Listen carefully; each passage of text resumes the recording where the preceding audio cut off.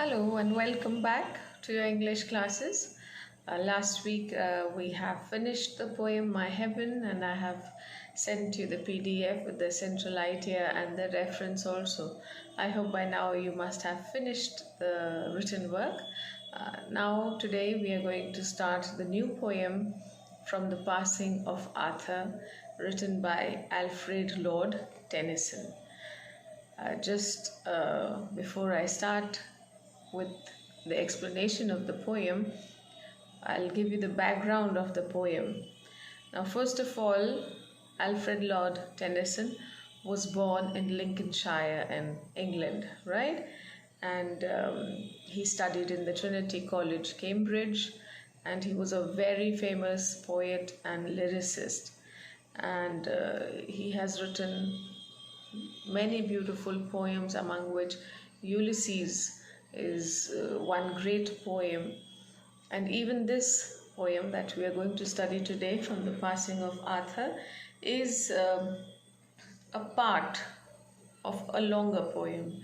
The name of the real poem is Monte de Arthur, right? But what we are studying in this poem is a part of that long poem.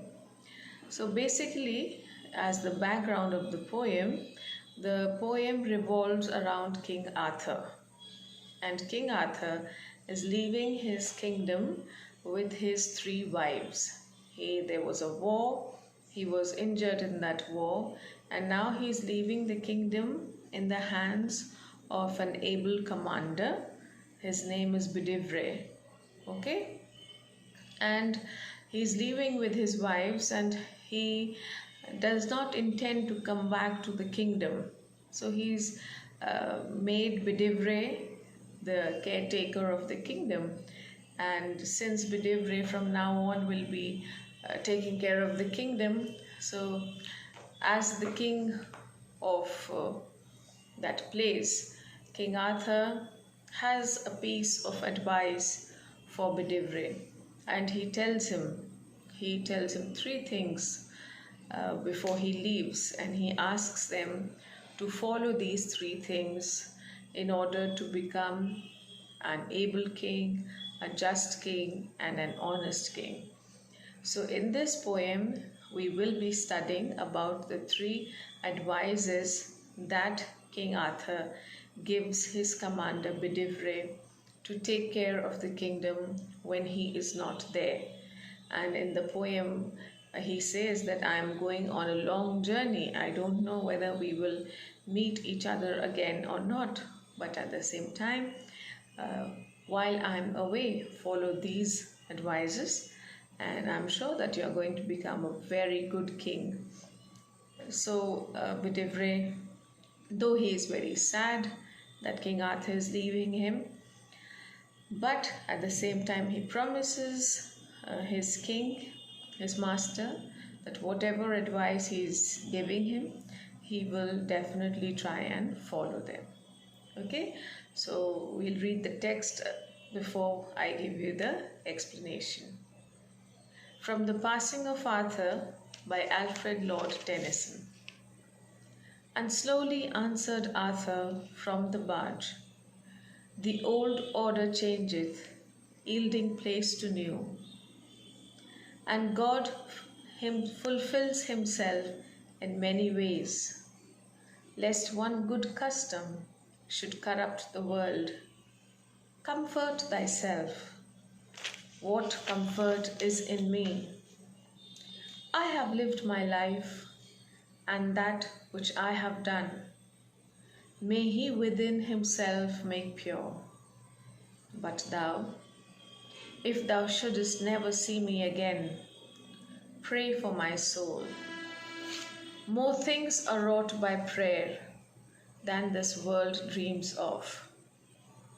Wherefore, let thy voice rise like a fountain for me night and day. For what are men better than sheep or goats that nourish a blind life within the brain? If knowing God, They lift not hands of prayer, both for themselves and those who call them friend. For so the whole world, in every way, bound by gold chains about the feet of God, but now farewell. So beautiful farewell words given by King Arthur to his commander Bedivere, right?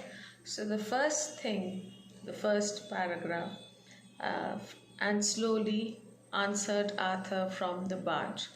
Barge is a small boat in which King Arthur is leaving.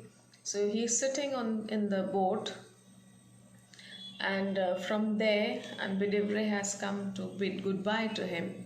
And from the boat, he tells him, "The old order changeth, giving place to new." So he says that change is the law of nature. Uh, it's not. He says that, and God fulfills Himself in many ways, lest one good custom should corrupt the world. So he says that change is the law of nature. जो चीज़ आज important है, हो सकता है वो पहले important नहीं थी. जो चीज़ पहले इम्पोर्टेंट थी, हो सकता है वो आज इम्पोर्टेंट नहीं है. So if one adjusts to the change that come with time, time changes, time doesn't stay there, right? And sometimes uh, the thinking of the people change with the time. Customs change, traditions change. It's not necessary that what was important 10 years ago may hold its importance from 10 years in the future. So if we are broad minded, if we are open minded, if we are open to the change, it will be easy for us to accept the change, right? Like supposing we, for example, let us take our clothing. Okay, in earlier days, women used to cover their heads. They had ghungat, and the girls did not go to school to study.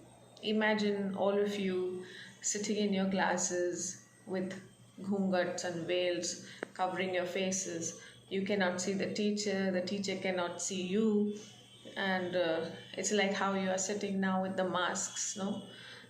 Sometimes in the class, I can see your eyes only.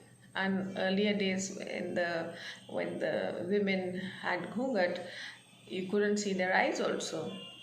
So it was just, I don't know whether they could understand or they could not understand. It would have been difficult. So we changed it. That custom has been changed. Parda system was stopped because that was not helping us to move forward. It did not have that custom did not have a progressive nature. So we changed it. And we do cover our heads now also, but it's out of respect, not out of कि नहीं तुमको करना ही है, ज़बरदस्ती है. So it depends on us, on each individual, right? And that's what he's saying, Bedivere. You have to remember this. In order to be a successful king in the future, you have to remember that change is the law of nature. So accept those customs and traditions which will take you forward, which will help you in development, which will help you progress, and do not follow those customs which might take you backwards in life, which might not be very progressive in nature, which might not help you in any way. So you have to be alert. You have to use your intellect in order to understand what is right and what is wrong, what should be followed in the future, which values should be kept in mind. For example, In our Indian culture, we touch the feet of our elders, and that is still followed. So that is in no way regressive at all. If you touch the feet, it's or do namaste or bow your heads, it's just showing respect. आप वो custom को हम अगर रोकेंगे, so it's not done. It's useless to fight over stopping those customs. Fight for those things which will help us to move forward in life. Okay, and that is what King Arthur is telling his commander. Then he says, comfort thyself. What comfort is in me? I have lived my life, and that which I have done, may he within himself make pure. But thou, if thou shouldest never see my face again, pray for my soul. So he says that comfort yourself means because they are leaving each other, and Vidivre is not feeling very good. He is very emotional that his king is leaving him. So he says that be strong, have some comfort. There might be he says that King Arthur says that he has lived his life to the fullest. He was an old man while he was leaving, so उसका कहना है कि मैंने तो अपनी पूरी ज़िंदगी जी ली है, अब तुम्हारी बारी है, तुमको आगे बढ़ना है लाइफ में.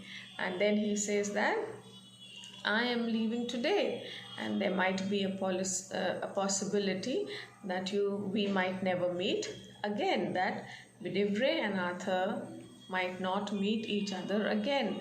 So King Arthur says that he has lived his life to the fullest, and there might be a possibility that he might not meet Vidivre again.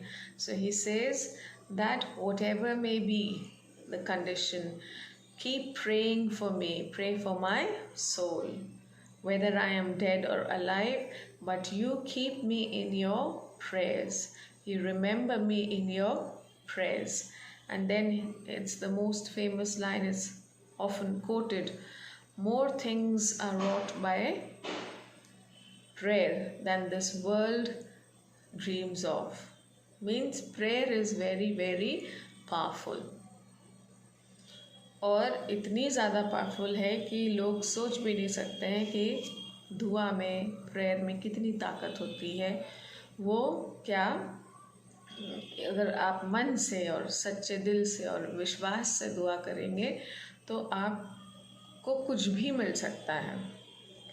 But generally people pray to test God, whether I'll get that thing or not. और जब उनको चीज़ें नहीं मिलती हैं, they become angry with God. So that is also not right.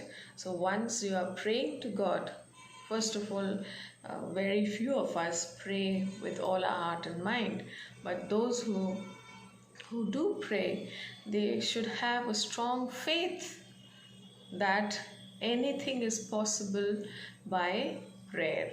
Prayer is very, very powerful. Prayer is talking to God. Prayer is trust in God. Prayer is having faith in God. So once you have faith, and then he very beautifully also says that do not pray only for your friends, pray for your enemies also. That is a very important advice that he gives. That do not, first of all he says pray for my soul. Secondly he says that pray for all. Don't not only pray for your friends, but pray for your enemies also. Okay, so he gives two advices. One, that change is the law of nature, and that one should accept this change and accept the changes that are progressive in nature, that will help you in the development of the kingdom and its people. And the second advice that he gives is that pray, have faith in God, put your whole trust and faith in God, and pray to God for in times of difficulties, and not only pray for your friends, but pray for your enemies also, so that who knows that the feelings of the enemies might change one day. Okay, so rest of the poem I'll teach you in the second part of this video. Till then, just read the poem, go through this video once or twice, and go through the summary as well. You'll be able to understand it. And it's an important poem, so please make sure that you do as I have told you to. Till then, take care of yourselves and have a beautiful day ahead.